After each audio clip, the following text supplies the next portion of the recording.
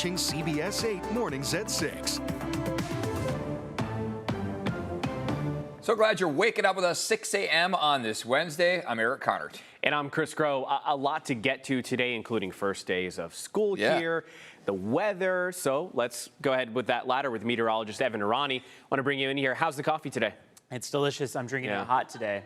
Yeah. Because I figure we're cooling down. So. I was going to say, because you were on a trend there for the cold iced coffee when we had that heat wave. Yeah. I do feel like I do it in accordance with the weather, or sometimes just how I'm feeling that morning.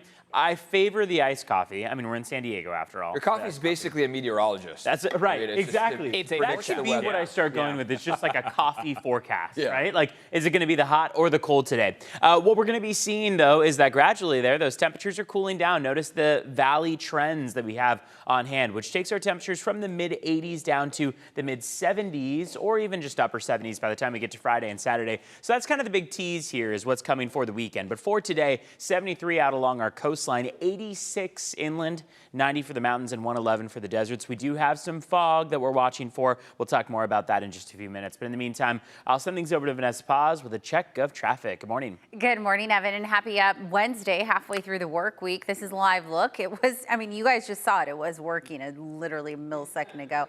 This is the 52, so this is coming in from the Santee area. Even though it's a frozen shot, you get the idea. It's pretty quiet out there, but we have the sun finally starting to light up the sky and the freeways. This is the 5 in both directions at Genesee coming at your screen.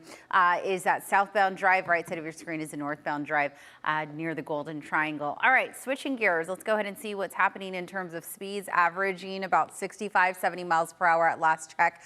Coming up a little later, we'll take a look at your Wednesday drive times. That's all ahead. Chris? All right, thank you, Vanessa. And later this afternoon, the Encinitas City Council is set to consider 3 homeless-related proposals. Yeah, this meeting is open to the public if you want to weigh in on it. It is today. CBS 8's Regina Urita live in downtown Encinitas with details on these proposals here. Regina? Hey, good morning, Eric and Chris. That's right. And what the council is essentially doing is adding these existing policies and expanding on these policies with additional amendments. So they have been on a month-long recess. They'll be back in city chambers today discussing 3 homelessness policies that Councilmember Jim O'Hara is hoping to introduce. The councilmember's first item expands on finding policies to restrict illegal camping on private property. His proposed amendment to the city's ban on illegal camping on private property would eliminate the phrase "at night," mentioning that many people engage in illegal camping during the day as well as night.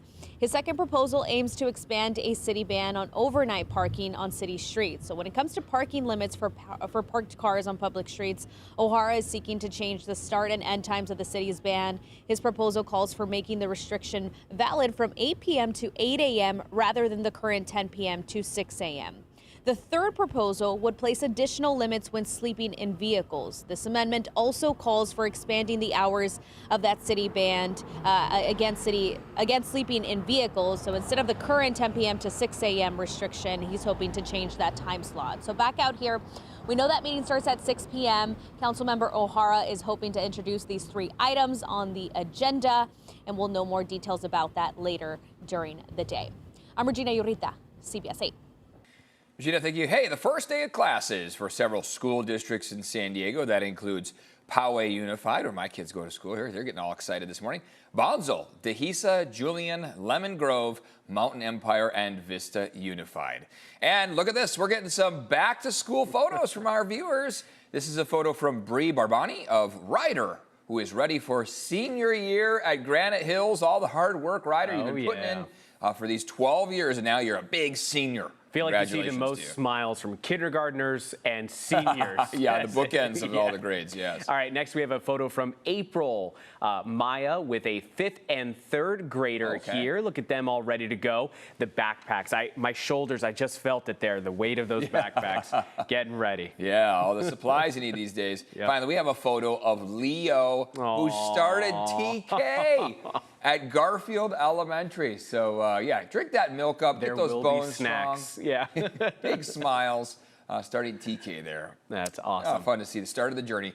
We want to see your back-to-school photos. Upload them under the Near Me section of the CBS 8 app. We'd love to give your kids a shout-out. And this morning, we're working for you to find out why San Diegans are seeing a spike in their water bills.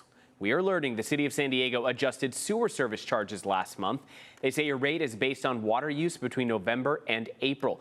But even if you stop using water, your current sewer service charge won't change because it's locked in for an entire year. I just thought I used a really lot of water somehow. I thought maybe the sprinklers got a leak. Adding to residents' concerns, our proposed rate increases still pending approval. If passed, sewer rates could jump another 31% over 4 years, while water rates could increase by 62%. A public hearing is scheduled for September 30th. San Diego sailors are coming home this morning. The USS Princeton and USS Sterett will return to Naval Base San Diego today. Always such a sight to see. The Navy says they have been, quote, maintaining readiness, strengthening partnerships with our allies and partners, and ensuring maritime security in the Indo-Pacific region. A big welcome home to them. But to paraphrase what they do in just, a paragraph, there's so much more those sailors are doing to keep us, safe here at home. So congratulations to them and a big welcome home. Can't wait to see that. Big welcome home. And they're going to be enjoying a lot of this San Diego sunshine, if you will, right? Exactly. I mean, by the afternoon, we'll be getting that sunshine. But for the start of the day, have plenty of fog out there. That's typical for us. And what we're noticing is that as temperatures cool from their peak over the course of the last week, Wednesday, Thursday, Friday, even the weekend, we've noticed that onshore flow has been a little bit more present, which has allowed for those clouds to kind of linger out by the coast and inland. So as we kick off the morning, instead of those clouds just kind of bunching up along the immediate coast, they're stretching not only along the coast, but inland and even toward the western slopes of the mountains in some cases. Fog has been an issue, but it seems like right now Ramona's the only trouble spot at less than half a mile. Aside from that, almost every spot on the map is at over 5 miles of visibility. Here's one of those live looks outside from Mount San Miguel, where we're looking toward about the Spring Valley area, and we notice that those clouds are holding us away from those views. Sunrise 6:11 in about 4 minutes. Sunset not coming until 7:35, but these views that are socked in are likely going to linger for another couple hours until 9-10 a.m.